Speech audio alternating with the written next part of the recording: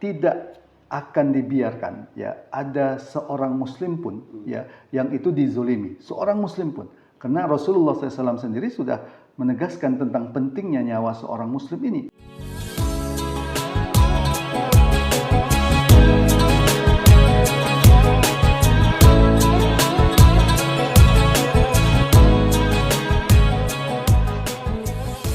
Assalamualaikum warahmatullahi wabarakatuh. Waalaikumsalam warahmatullahi wabarakatuh. Sobat Muslim semua, alhamdulillah kembali kita berjumpa dalam podcast Bincang Peduli bersama Forum Sinergi Muslim. Dan pada kali ini kita masih di bulan Maulid, bulan kelahiran Nabi, dan kita akan coba terus untuk mengkaji kehidupan beliau, bagaimana beliau mengatur umatnya, apa ya. Kita akan berbincang dengan narasumber kita, Ustadz Farid Fajri. Assalamualaikum, Ustadz. Waalaikumsalam warahmatullahi wabarakatuh. Ya, masih sehat dan semangat, Ustadz. Alhamdulillah. Luar biasa. Pembahasan kita sebelumnya ya tentang politik luar negeri. Kita kan ingin tahu juga ya, kalau kaitannya dengan implementasi hari ini ya di dunia modern itu, politik luar negeri yang dilakukan oleh Rasulullah itu seperti apa ya? Barangkali bisa dicontoh ya oleh negeri-negeri Muslim hari ini di dunia. Ya. Jadi kalau kita lihat ada dua konsepsi yang penting ya di dalam Islam itu. Pertama, konsepsi al-ummah, bahwa umat Islam ini adalah umat yang satu, ummatun wahidatun. Rasulullah menggambarkannya dengan sederhana, bagikan satu tubuh. Artinya kalau satu tubuh disakiti, maka satu tubuh lain juga menjadi sakit. Rasulullah juga menggambarkannya sebagai satu bangunan yang saling memperkuat. Nah, konsepsi ummah inilah yang membuat ya dalam Islam tidak akan dibiarkan ya ada seorang muslim pun ya yang itu dizolimi, seorang muslim pun, karena Rasulullah SAW sendiri sudah menegaskan tentang pentingnya nyawa seorang muslim ini, sampai Rasulullah SAW bersabda, la zawalud dunya ahwan Allah min qatli rajulin muslim. Jadi hancurnya bumi beserta isinya ini adalah lebih ringan bagi Allah dibanding dengan terbunuhnya nyawa seorang muslim. Yang kedua adalah konsepsi imamah, ya, konsepsi kepemimpinan. Ada dua fungsi dari kepemimpinan dalam Islam. Kalau kita merujuk ke kitab Al-Mawardi, Al-Ahkamus Sultaniyah, dua kepemimpinan itu terkait dengan fi hirasatid din wa siyasatid dunya. Bagaimana menjaga agama ini dan menjaga urusan-urusan dunia, ya, termasuk menjaga urusan-urusan nyawa kaum muslimin. Ini menjadi concern yang penting dari seorang kepala negara, ya. Maka tidak mengherankan di masa Rasulullah SAW ketika ada orang-orang Yahudi yang mengkroyok seorang muslim, yang membela seorang wanita muslimah yang dinodai di pasar Bani Koinuko, pasarnya orang-orang Yahudi. Bagaimana sikap Rasulullah? Rasulullah bersikap tegas, mengepung wilayah Bani Koinuko itu dan menetapkan hukuman mati bagi mereka. Ya, hanya karena kebaikan Rasulullah SAW lah maka hukuman mati itu kemudian ditiadakan, ya, dan mereka diusir dari Madinah. Ini adalah bentuk kepedulian, ya. Ini diikuti oleh para khalifah setelahnya, ya. Di masa khilafah Al-Mu'tasim Billah itu ada seorang wanita muslimah yang dinodai di sekitar daerah Umayyah. Umayyah itu ada yang mengatakan sekitar daerah Suriah berbatasan dengan Turki, ya. Pada waktu itu hal ini wanita itu kemudian dinodai oleh pasukan Romawi. Apa yang dinyatakan oleh wanita ini? Wa mu'tasimah. Di mana engkau wahai mu'tasimah? Itu seruan yang sangat mendalam, ya, supaya dia ditolong oleh Khalifah Al-Mu'tasim Billah. Dan apa yang dilakukan oleh Khalifah Al-Mu'tasim Billah ketika mendengar ada seorang wanita muslimah, ya, yang ternodai, dia mengirimkan pasukannya yang sangat panjang untuk membebaskan seorang muslimah ini. Jadi dua konsepsi inilah yang membuat dalam politik luar negeri itu akan sangat menjaga nyawa kaum muslimin, baik itu ada di wilayah kaum muslimin ataupun berada di wilayah di luar wilayah kaum muslimin. Itu akan dibebaskan karena ada prinsip kepemimpinan yang bertanggung jawab, karena dalam Islam itu kan pemimpin itu disebut junnah, al-imamu junnah. Yang kedua konsepsi ummah, bahwa umat Islam ini adalah umat yang satu, ya. Ya, kalau Ustadz memandang kondisi hari ini ya, negara-negara muslim ya, itu apakah juga sudah mencontoh apa yang beliau lakukan dalam konteks politik luar negeri, Ustadz? Ya, ini yang kita sayangkan, ya. Kalau dari segi umat, ya, kesadaran umat itu sungguh luar biasa, ya.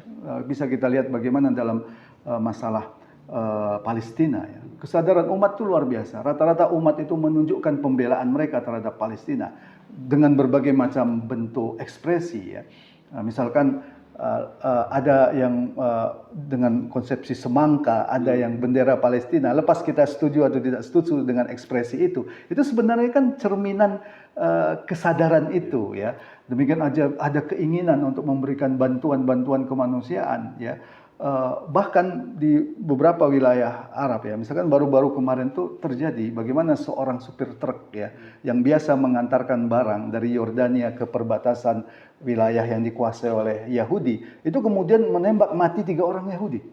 Dan mereka itu ketika supir truk ini mayitnya itu dibawa ke Yordania, dia dielu-elukan sebagai pahlawan, sebagai syuhada ya. Ini pernah juga terjadi di perbatasan Mesir. Jadi ada kopral, itu hanya kopral menembak mati orang tentara Yahudi ya. Itu juga sampai oleh pihak rezim Mesir pada waktu itu dilarang untuk diekspos.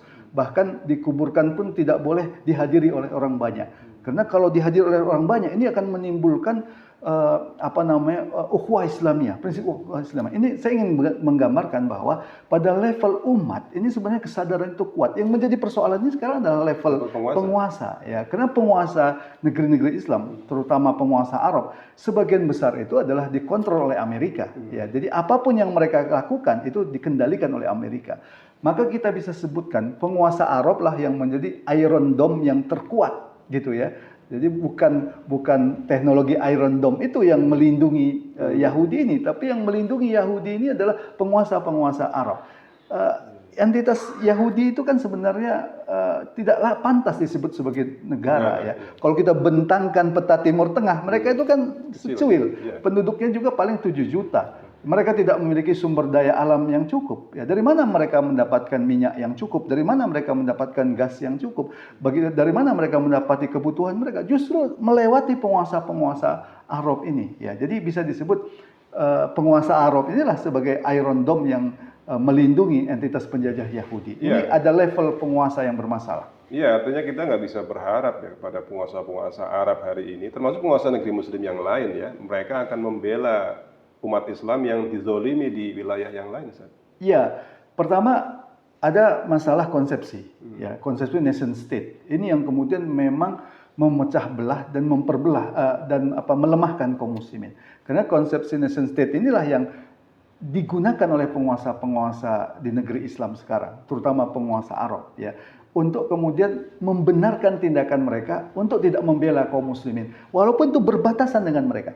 Mesir dengan Palestina itu kan berbatasan langsung, tapi tidak, itu dikira dasarnya konsepsi state. Yang saya sebutkan konsepsi nation state ini lahir dari rahim kolonialisme. Jadi memang diciptakan oleh kolonial, terutama di Timur Tengah ya, untuk melindungi penjajahan ya. Itu yang pertama. Yang kedua, memang penguasa-penguasa yang ada di negeri Islam itu sejak awal dirancang adalah menjadi penguasa-penguasa yang bisa didominasi oleh Barat. Karena Barat ketika tanda kutip memberikan kemerdekaan kepada negeri-negeri Islam untuk tetap mempertahankan penjajahan hakikinya, itu mendesain dua hal. Pertama, memastikan bahwa sistem yang diterapkan di negara yang dimerdekakan itu adalah sistem yang sejalan dengan Barat, yaitu kapitalisme. Itulah jalan mereka untuk masuk. Yang kedua, memastikan penguasa yang terpilih itu adalah penguasa yang tunduk kepada Barat, ada dalam kendali Barat. Ya, inilah yang juga membuat kenapa penguasa-penguasa sekarang ini tidak bertindak nyata untuk membebaskan tanah Palestina dan penduduk Palestina yang dizulimi. Ya, Zat, ada yang berharap ya di antara kaum muslim itu terhadap organisasi konferensi Islam. Karena umumnya biasanya mereka itu ketika ada hal-hal terkait dengan Palestina lah misalnya itu, mereka biasanya langsung bertindak ya, langsung bersikap. Nah, Ustaz memandang OKI ini bagaimana kaitannya dengan penjagaan umat Islam di banyak negara yang hari ini banyak dikenai tindakan-tindakan yang tidak manusiawi, penjajahan, pemerkosaan, penjarahan dan lain sebagainya, Ustaz? Iya. Berharap tentu boleh ya, tapi harapan kita seringkali tidak sesuai kenyataan gitu ya. OKI itu memang beberapa pihak berharap dengan OKI itu ada persatuan kaum muslimin.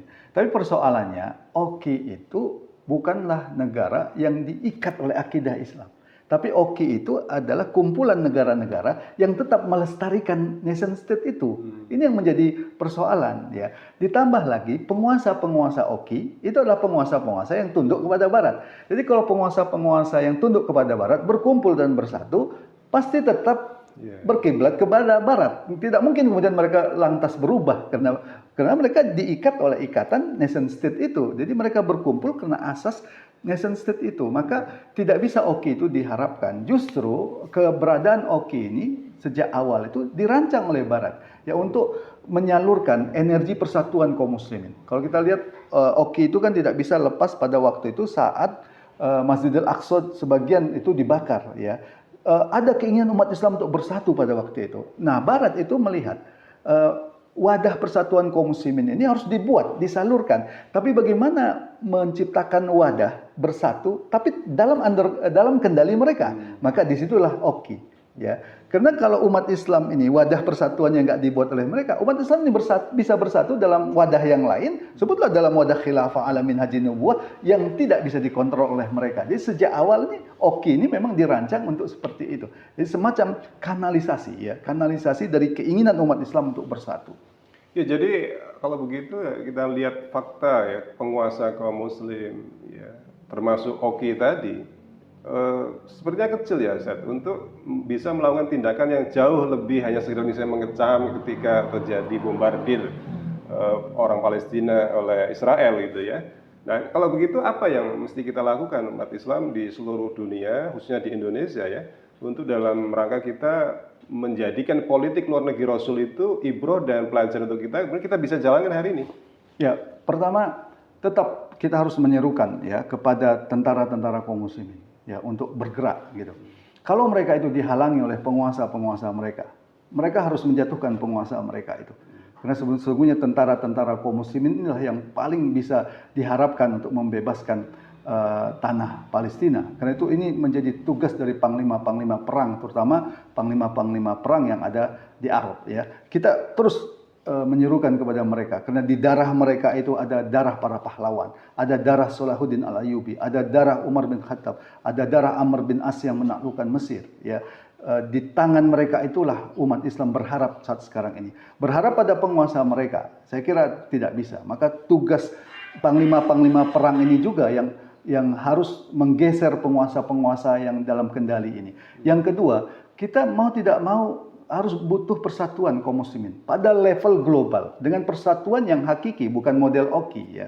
Karena yang menjadi persoalan sekarang ini adalah negara mana yang merepresentasikan umat Islam secara global. Karena ini kan pertarungan global. Kalau kita bicara tentang entitas penjajah Yahudi, meskipun kecil, kita sebenarnya bukan hanya berhadapan dengan Yahudi ini kan, kita berhadapan dengan yang melahirkannya Inggris dan yang kemudian menjaganya sebagai harga mati, yaitu Amerika, Eropa dan sebagainya ya. Jadi kita berhadapan dengan negara-negara besar seperti ini. Nah, bagaimana cara kita berhadapan negara besar yang sifatnya global? Kita juga harus punya kekuatan yang global. Ya, tidak mungkin tidak. Nah, disitulah kenapa keberadaan khilafah ala minhajin nubuwah itu yang menjadi representasi global dari umat Islam seluruh dunia pada level negara itu sangat dipentingkan untuk membebaskan tanah Palestina.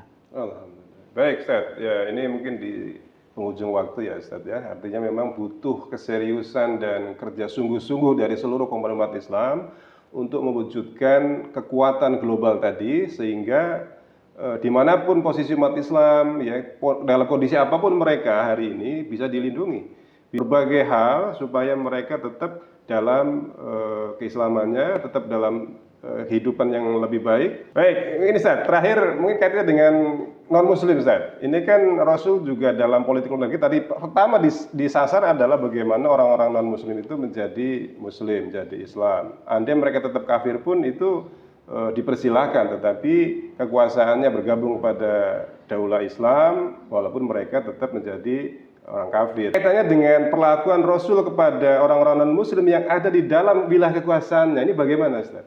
Ya, pertama Islam itu kan rahmatan lil alamin ya, termasuk kepada orang-orang non-muslim. Al-Zimmah ya itu memang non-muslim, tapi diperlakukan posisinya sama sebagai rakyat rakyat Muslim lainnya, keamanannya dijaga, pendidikan gratis, kesehatan gratis gitu ya.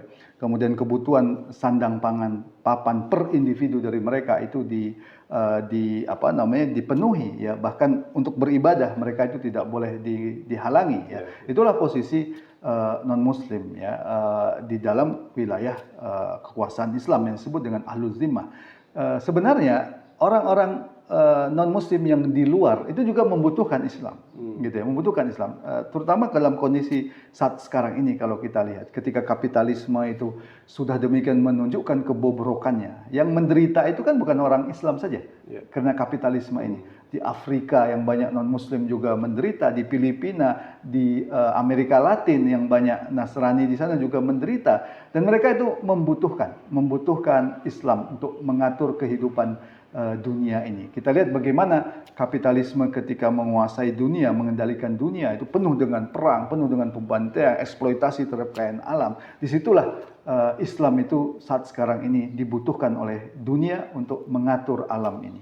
Baik, ya, Ustaz Farid, terima kasih ya berbincang-bincang di forum Sinergi Muslim hari ini.